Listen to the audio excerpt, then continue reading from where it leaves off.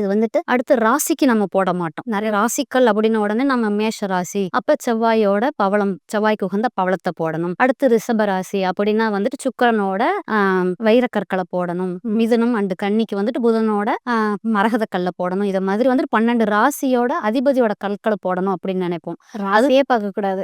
ராசிக்கு இல்ல, ஏன்னா வந்துட்டு நம்ம லக்னத்துக்கு ராசி 6ஆவதாவோ 8ஆவதாவோ வந்ததுன்னா அதிபதி 6ஆம் அதிபதியாவோ 8ஆம் அதிபதியாவோ வந்து இந்த ராசி கற்களை போடும்போது நேர்மறையான இல்லாம எதிர்மறையான தாக்கத்தை நமக்கு ஏற்படுத்திடும். அதனால நம்ம ராசிக்கான கற்கள் போடக்கூடாது. நம்ம என்ன லக்னம்னு தெரிஞ்சுட்டு லக்னாதிபதியோட பொசிஷன் 5, 9 ஏன்னா வந்துட்டு 1, 5, 9 இந்த கிரகங்களோட கற்கள் எதை ஸ்ட்ராங் பண்ணணும், இதுல எதை ஸ்ட்ராங் பண்ணணும். ரெண்டாவது நமக்கு சிலர் வந்துட்டு நம்ம கிளைண்ட்ஸ் ஏதோ ஒரு காரணத்துக்காக வருவாங்க. அவங்களுக்கு பணம் இருக்கும், வேலை இருக்கும், ஆனா குழந்தை பிறப்புல தாமதம் இருக்கும், இல்ல கல்யாணத்துல தாமதம் இருக்கும், இல்ல தொடர்ந்து ஹாஸ்பிட்டல் செலவு வந்துட்டு இருக்கும். இந்த காரணத்துக்காக வருவாங்க. எந்த காரணத்துக்காக வராங்க என்னன்ட்டு நம்ம ப்ரெடிக்ட் பண்ணிட்டு அதுக்கப்புறம் நம்ம ஸ்டோன் போட்டு வந்துட்டு சஜஸ்ட் பண்ணுவோம். அப்படி பண்ணும்போது அவங்களுக்கு ஒரு நல்ல பலன் கிடைக்கும்.